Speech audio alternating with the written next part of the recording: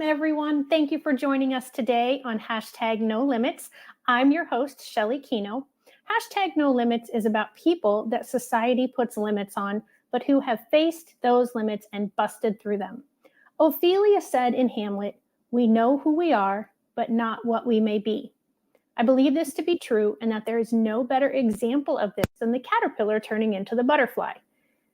The caterpillar literally dissolves and its cells reform into a butterfly. As the butterfly emerges from the cocoon, it has to struggle in order for its wings to be strong enough to fly. Obviously, this is no easy process, but neither is breaking through limits that society has set upon a person. But just like the caterpillar, when we believe in ourselves, we can accomplish more than others might think. If we have a support system around us to encourage and facilitate our growth, even better.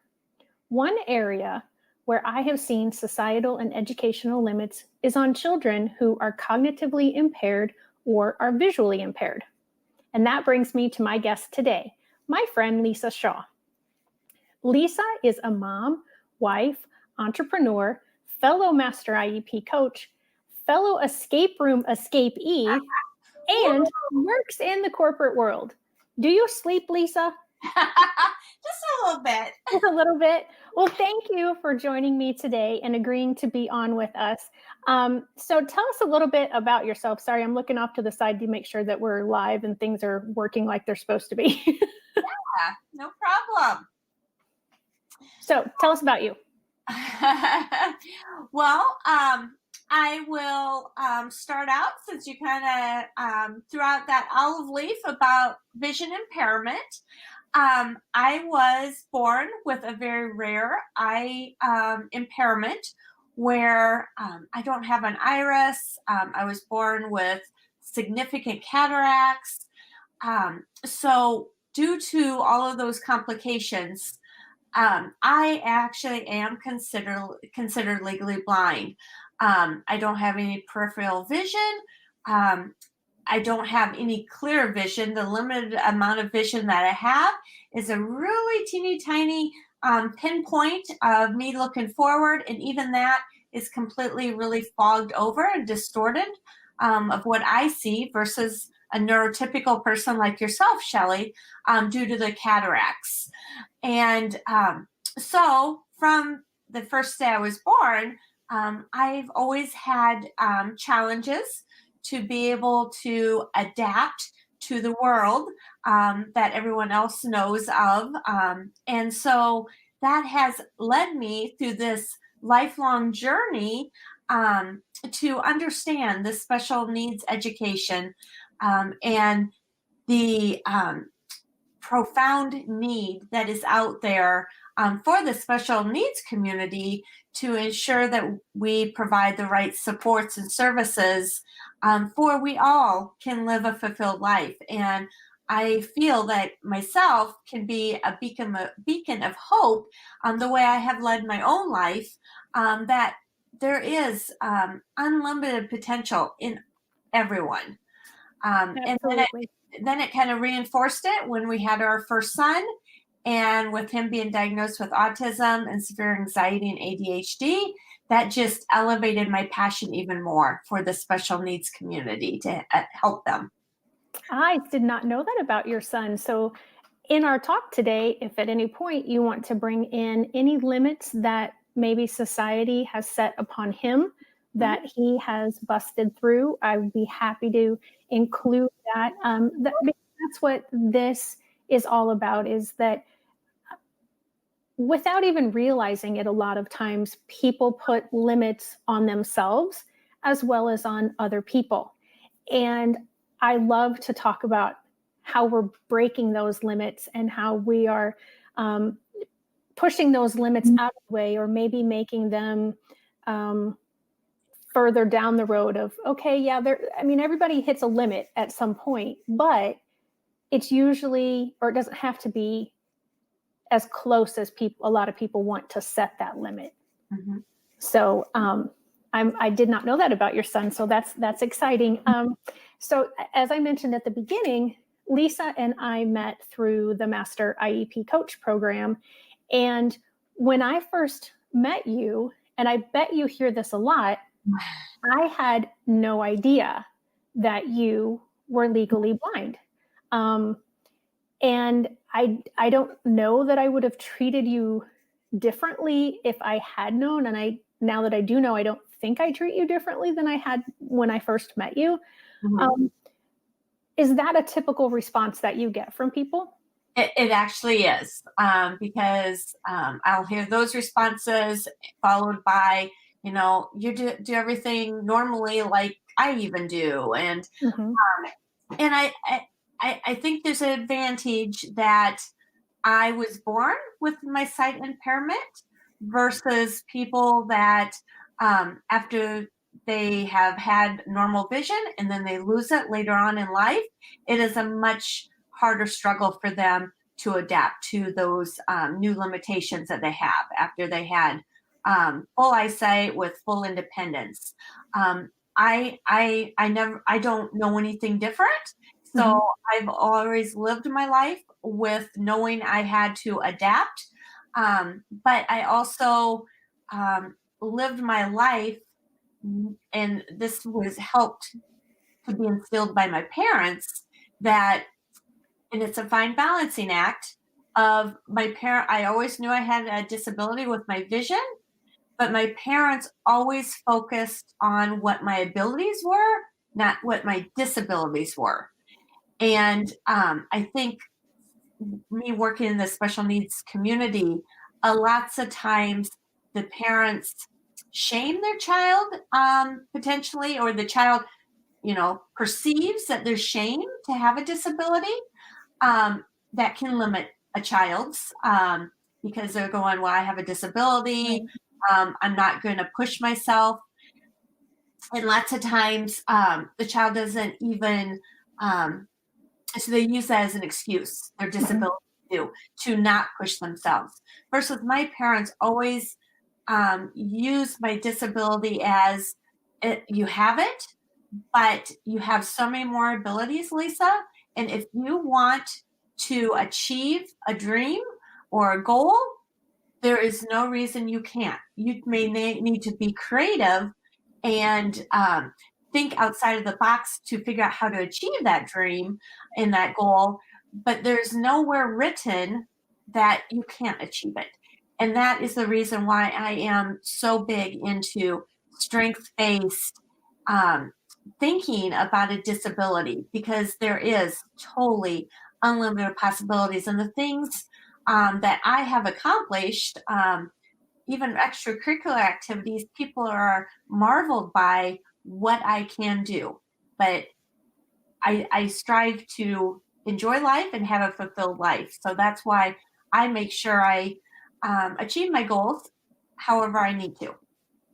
And when you were going through school, did you have to go to a special school for legally blind, or were you within the general population, general education schools? How did that work? Yep. So my brother also, I have two brothers. One of them did have the same eye condition as me. He's old, he's about 8 years older than me. He did go a portion of his time to the Iowa Department for the Blind School. I'm here in Iowa. But then he transitioned out of that into our home community school for his high school years. Once again, that shift occurred due to my parents wanting to make sure he wasn't sheltered uh, Mhm. only with the Department for the Blind, and be able to have that inclusive experience with the real world society that my brother would have to learn how to work with and cope with and everything. And that was a really good decision by my parents. It was a good transition for my brother to prepare for the real world after high school. So when I came along 8 years later, I was an oops baby. That I had always went to the general education home school, but I do have to admit, and it's a portion of part of my tapestry, but it was traumatizing at the time, and it still feels like a fresh wound when I think about it.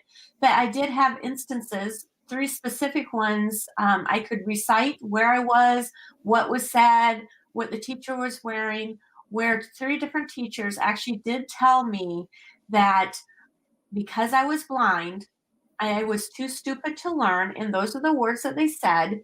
Oh And my. I needed to just sit in the back of the classroom and just keep myself occupied. And, for some kids, that could have, caused them lifelong trauma. But for me, that just gave me more determination of what? That's not going to happen. Um, Good for you. but unfortunately, I know that happens out there. And Yeah. unfortunately, if kids don't have the right inner strength, um, it's going to be traumatizing, and it could limit them further on in life. And even high school, I had a situation where the teacher practically just gave me the answers to the test because she didn't want to take the time to modify my test where they were in larger font for me to take it. So basically, she just passed me, saying, "You don't have to take the test. Don't worry about it," and everything, because she wasn't willing to provide that accommodation.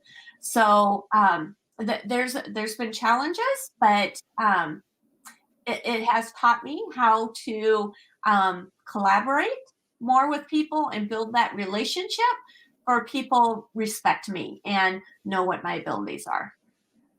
Well, as a former teacher, I'm so sorry that you were treated that way by any teachers. That kind of treatment has always gotten under my skin.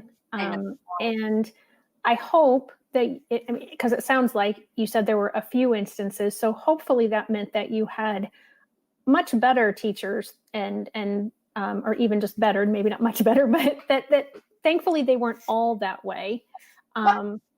And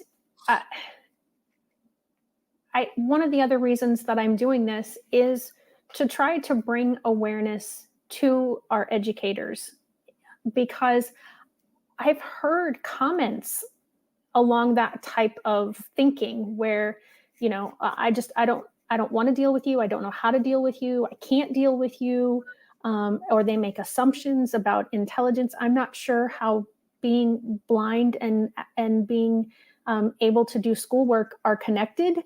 As far as your inability to do schoolwork. So I'm hoping that these will reach educators and help them do better. Maya Angelou says, or Angelo says, that when we know better, we do better, and I'm really trying to make that happen, because it breaks my heart. And I have worked with students whose gen ed teachers just beat them down without realizing that that's what they're doing. And, these kids don't say anything because the teacher is the one in charge, is the one that they're supposed to be looking up to and supposed to be respecting and following directions from and whatnot. And I've known kids whose self-esteem has just been awful because it's years and years of being beat down. Yeah, what breaks my heart. And that's why I was so excited when I discovered that you do these weekly discussions, because yes, I pray that you are getting out there and people are listening to your voice, because you have important messages to go out to the educational community, because it is broken, unfortunately, the system. Yeah. I'm not saying all the teachers are, but just the system, the administration, and their policies and everything is not always conducive to get the best out of us folks that do have disabilities. Right. And I have found in talking with a lot of the families that I've had the privilege to get to know over my teaching career that it isn't just teachers. When some of the parents were told of their children's diagnosis, Mhm. it was very cold. and very matter of fact. And there didn't seem to be sometimes any compassion that the parent received. I've never gotten that sort of news from a doctor. So maybe the doctors are delivering it as compassionately as they know how, but it's just such a harsh thing to hear sometimes that maybe there is just no way to make it easy to hear, or I'm sure it's never easy, no matter how acceptable to hear it. And so that's another group that I'm hoping, will hear this, because one of the parents that I am good friends with still today has said, when they gave me my daughter's diagnosis when she was a week old, they did not realize that the diagnosis they were giving was an every minute of every day for the rest of my child's life diagnosis. And I do think we don't necessarily think about that. That, it's not a cold. It's not going to go away. It's not pneumonia. It's not, maybe a heart defect that can be fixed with surgery, or that they might grow out of somehow. It just, hopefully.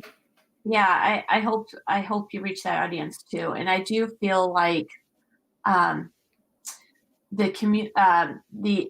medical community, and even school, but medical community, we're just another number, and they don't treat us like humans with compassion and everything. It's just like, okay, this is another item I need to get off my to-do check-off list. And when you're giving those types of diagnoses, yes, I would totally agree, Shelley, that they need to take extra pause to understand what the long-term impacts are for not just that child, but their families and everything. I can even share with you how I got notified of my son's diagnosis of autism.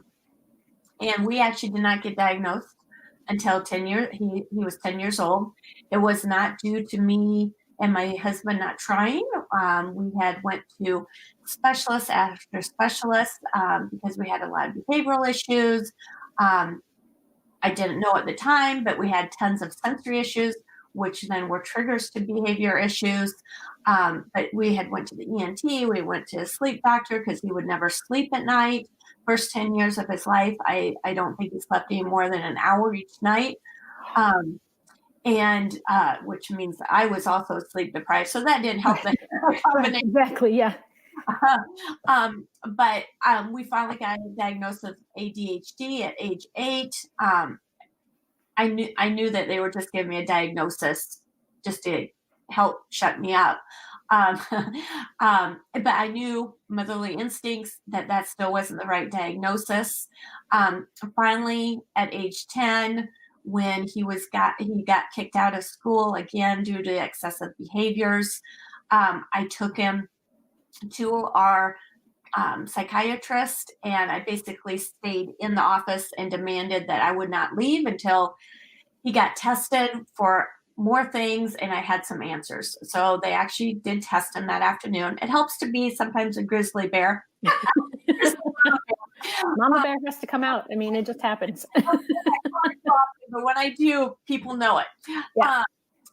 So then 3 days later, as my husband and I left the DSW, Designer Shoe Warehouse, now your audience knows where my weak point is, my shoes. But okay, so if you want to bribe her, apparently you do it with shoes. So my husband and I was walking out of DSW. I was a happy camper because I went on a little shopping spree again.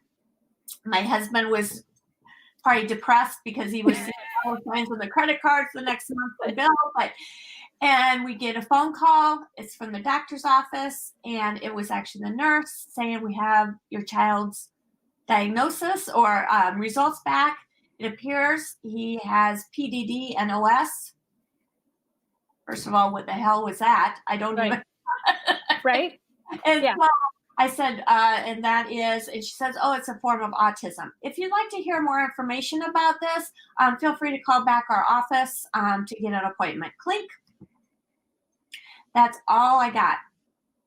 And I was like standing there in the parking lot, and I just started bawling. I thought it was a death wish for my son. It was like, Right. 'cause I had only known at that point in my life the classic autism, being nonverbal, and you're just kind of rocking in the corner and everything. So I that's the only vision I had. It was like, so I was in denial, going, well, he doesn't have classic autism, but then it was like, oh my God, if this is what it has, what's his future going to be like? Hmm. And that was just totally cold and inappropriate to give a parent news like that, when that had never been on the table for discussions Right. with any doctor. So then, once again, to carry on my story from the medical community that is broken to the school community, I, at that time, thought I was being a good mama bear. And so I told the school what the diagnosis came out to be. At that time, he was actually in the general education classrooms. He had some pull-out time for some special assistance for reading and math, but the majority of his time he was in general ed. And as soon as they received heard of that diagnosis, I thought it would give him even more social and emotional support in the general ed classroom, for he could be even more available to learn instead Right. of having behavioral issues. Lo and behold, within 48 hours of me telling the school about his diagnosis, they had moved him over to the BD room, which is the behavioral disorder room. Hmm.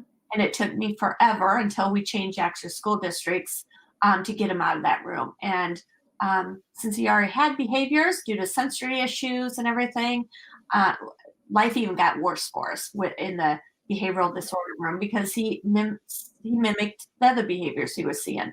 Right. So the system of the school system also did not work for me. But Yeah. the silver lining, anyone that talks to me, works with me, gets to know me, I'm a very positive thinker. The cup's always half full, so there's always silver lining.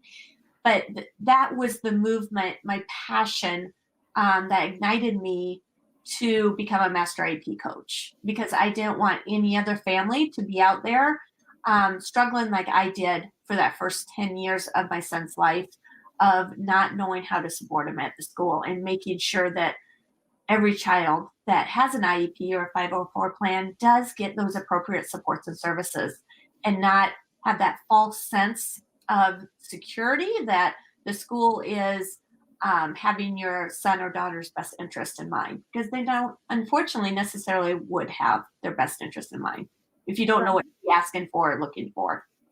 Yeah. Yeah. And that's also one of the reasons that I became a master IEP coach, because having worked in the school systems for so long and having attended hundreds of IEP meetings, and just seeing the parents and how they wanted different things, not necessarily more, Yep. but different, but they Yep. didn't know necessarily how to ask, or they didn't use the right terminology. And also seeing them be very overwhelmed by the whole document.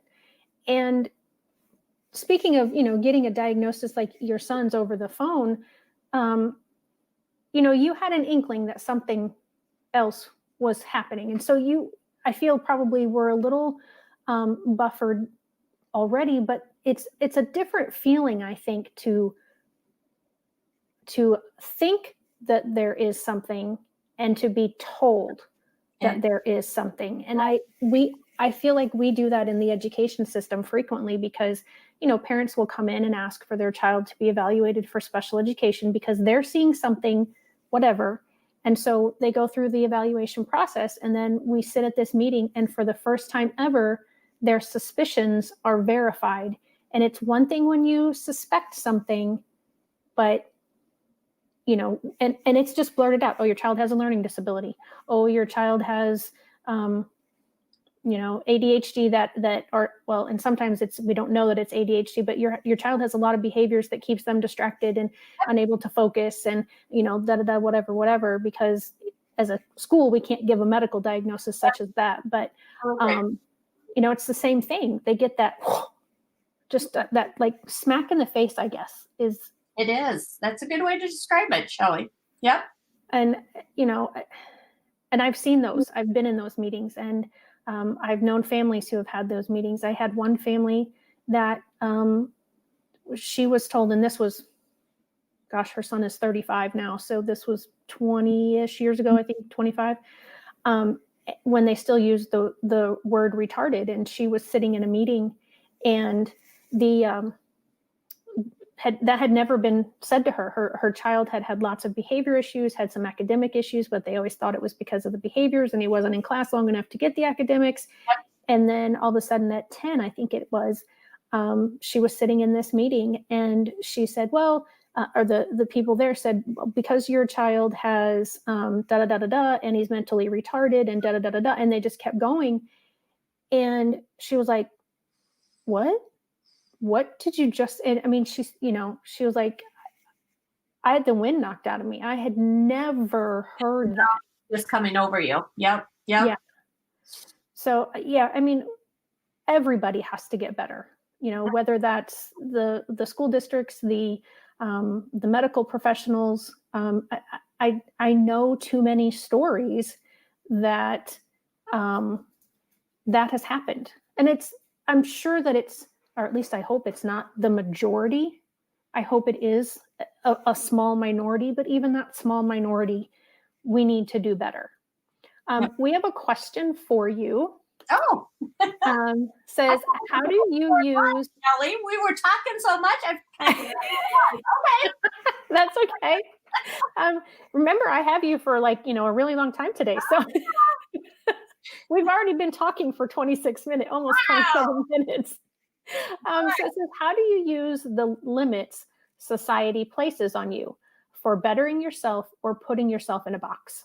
That's a very good question. Very good question. I always, and it's usually talking in my head of when someone does put a limit on me, I always say to myself, but why not? And that, and I never can find a good enough reasoning why I can't do it. So then I just do it. I ignore what people say I can't do. Sometimes when people have told me or even talked about my son in IEP meetings, I also use the phrase, if you don't feel that my son can do it, or if you don't feel I can do it due to our disabilities, what can we do to make it happen? So kind of put that burden back on that person that's challenging you that you can't do it due to your disabilities, instead of trying to absorb all of that burden onto yourself. Because that's when people's self-esteem gets chipped down, when people keep saying, you can't do this, you won't be successful at this, don't even try this because of all your disabilities. And that's when your self-esteem chips down, versus if you kind of flip it and it's like, but why can't I? And what can be done to allow me to do that, if that is an aspiration for yourself? That's awesome. That's a great answer. And the person who asked this is, I do another broadcast every week called Friday with Fran. And it's Fran who asked that question. So yeah, you'll have to come join Friday with Fran. And yeah, she has 2 children with disabilities that have had those since birth, and she herself had an accident. Well, it was it was concussions and a stroke a few years ago, and so now she is dealing with having some disabilities and trying to manage all of that, and she's doing a beautiful job. Her children are beautiful. Unfortunately, her one child is in a residential facility, and she hasn't been able to see him in something like almost 150 days. Yeah, it is. And so Fran is an awesome mom. She's an awesome person. So yeah, definitely have to come join me on Friday. This week, I'll jump ahead because this was going to be at the end, but I'll say it now since we're talking about Fran. We're talking about the cup, and it's something that is related to her life, and that's all I'm going to say about it. But so you want to join in Friday at 1 Central. Same channel, same space. So tell me, so we've talked about your disabilities, we've talked about your sons and the limits that society has tried to put on you because of that.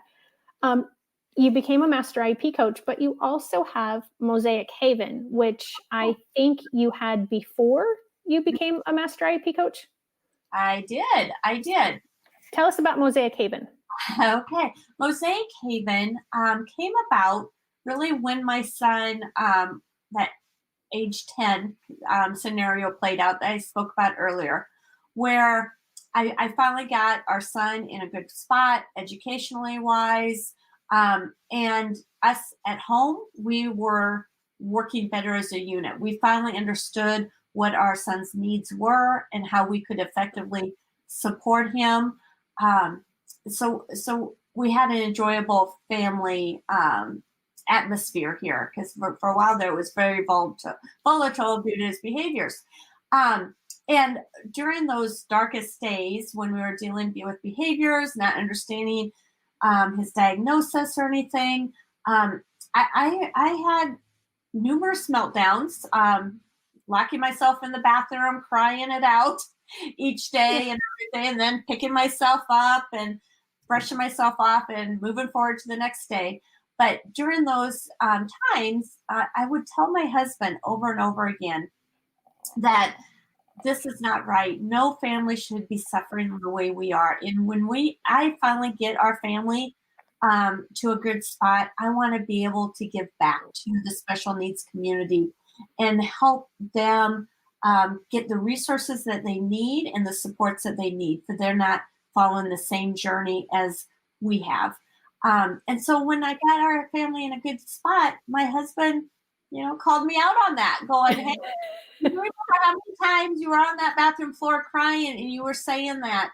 And the time's here now, Lisa. And so that's where Mosaic Haven came about. And the name is, we all have different pieces of our puzzle. A lot of them are beautiful pieces. Some are very jagged.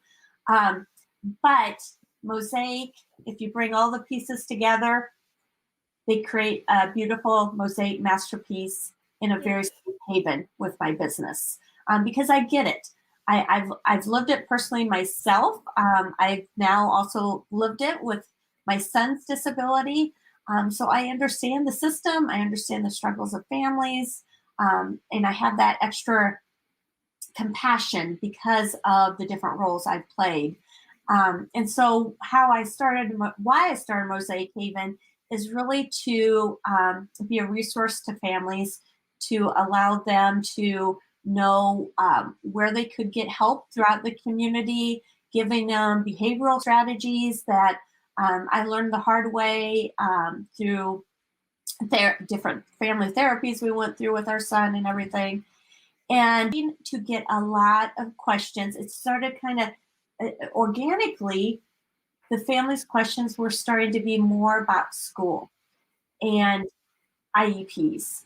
And I knew how to advocate for my son, but to help advocate for other people, I didn't quite know how to do that. But once again, it was a challenge and I was up for it, because that was part of my mission. If the special needs community families are needing help from an IEP perspective, by gosh, I'm going to dig into it. So that's where I became a master IEP coach through Catherine Witcher's program about 4 years ago.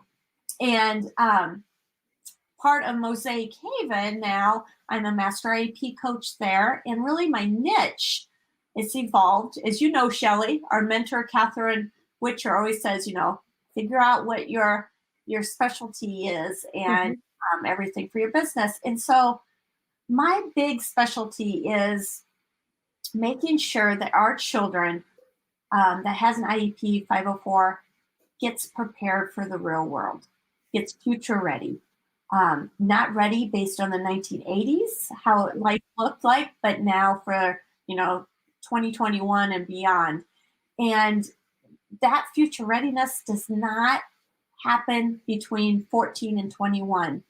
That is a small window of period of time to try to get our children ready, that we need to get them ready through their IEP long before that. I mean, we can start getting those skills built already in kindergarten, first grade, and everything.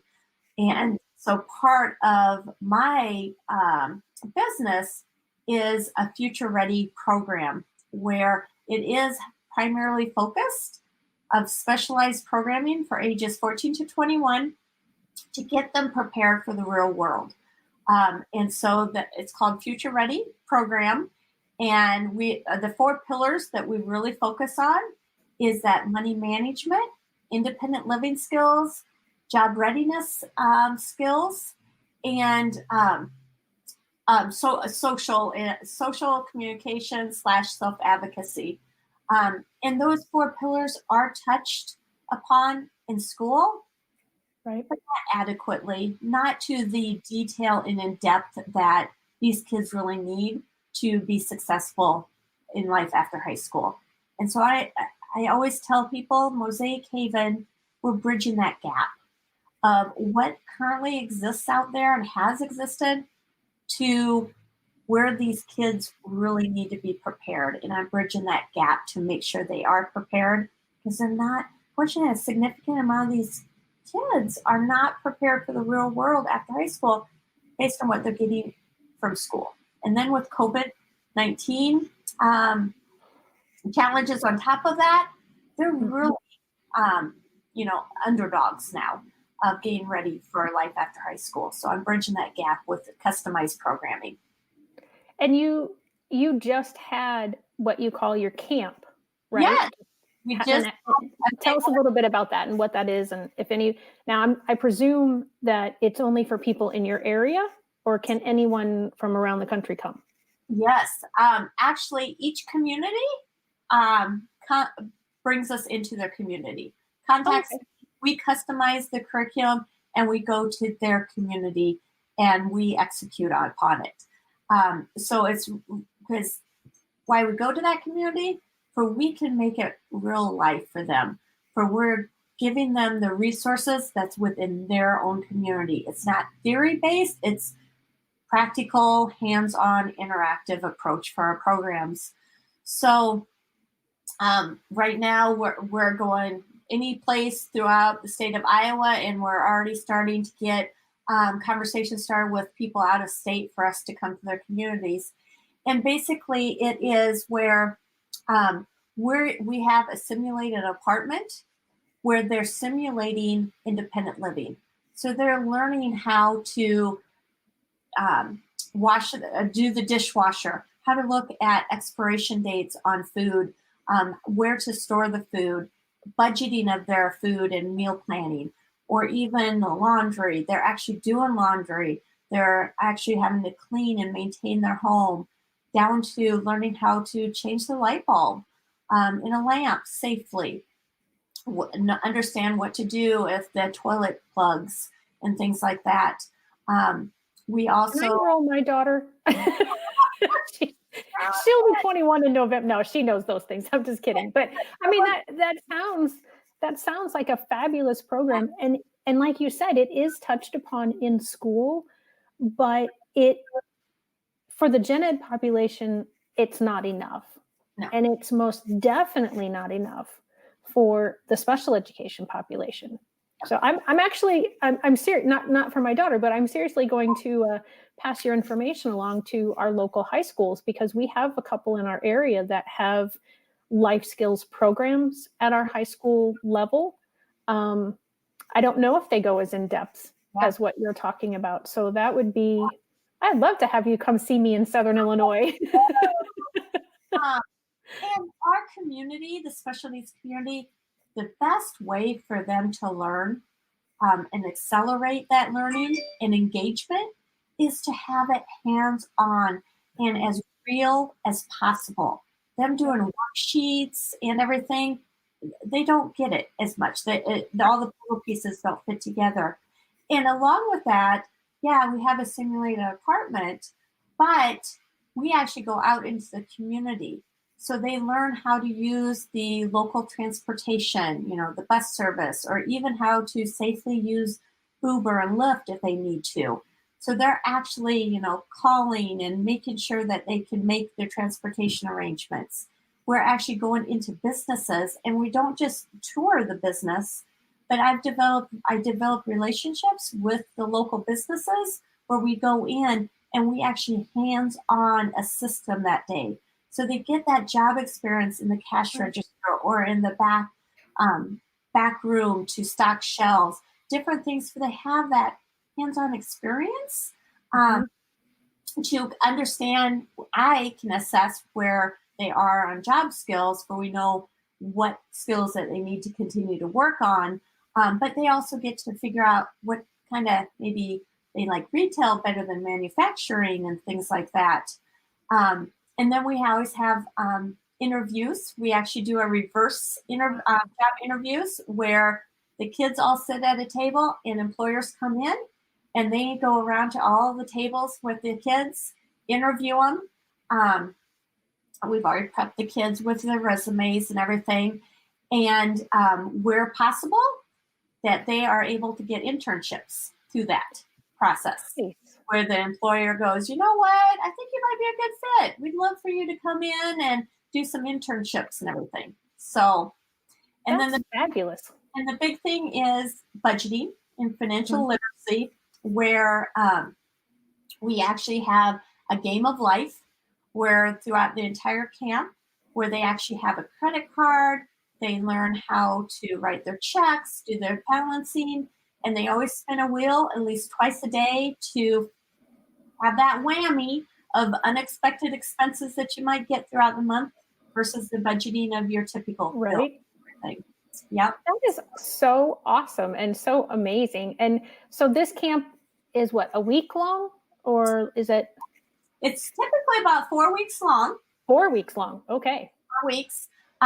We did do it with an organization earlier this summer that was 5 weeks. Once again, I believe wholeheartedly that every child is unique and has unique needs. And so we customize it based on what the organization wants to focus on and or what that community of children that we're going to be targeting will need too. So it can vary between, 2 weeks to 4 or 5 weeks. Just depends on how intensive that they want to get into. Okay. And when we're talking camp, they just come to you. They don't spend the night at this camp. They go home at night, right? Yes, they do come home. So our typical time is from 9 to 4 o'clock. And the other unique thing about our camp is the kids half the time, the kids already know that they're learning life skills. So when they come to camp, we always make breakfast and we make lunch. And guess who makes the meals? They pick out the meals. They all help cook. So they're learning cooking life skills. They don't know that, but that's what they're doing. Right. No, exactly. Yeah. Exactly. And again, that totally plays into the hashtag no limits that this is about, because so often businesses incorrectly assume that someone with special needs, and depending on the severity of the special need, I can't hire them. They're not going to be a good worker. They're not going to understand the directions.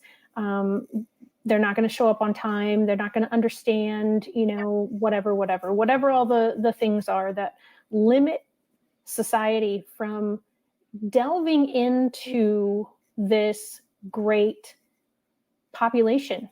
Yeah. And like you said, some are into manufacturing and some are into, maybe wanting to be more of a cashier in a store somewhere or something. And, again, individually, we have to look and get to know, excuse me, what the likes and dislikes are, because I wouldn't probably want to go into manufacturing. And I've been able to determine that about myself. And nobody has told me, oh, you have to go into manufacturing because whatever.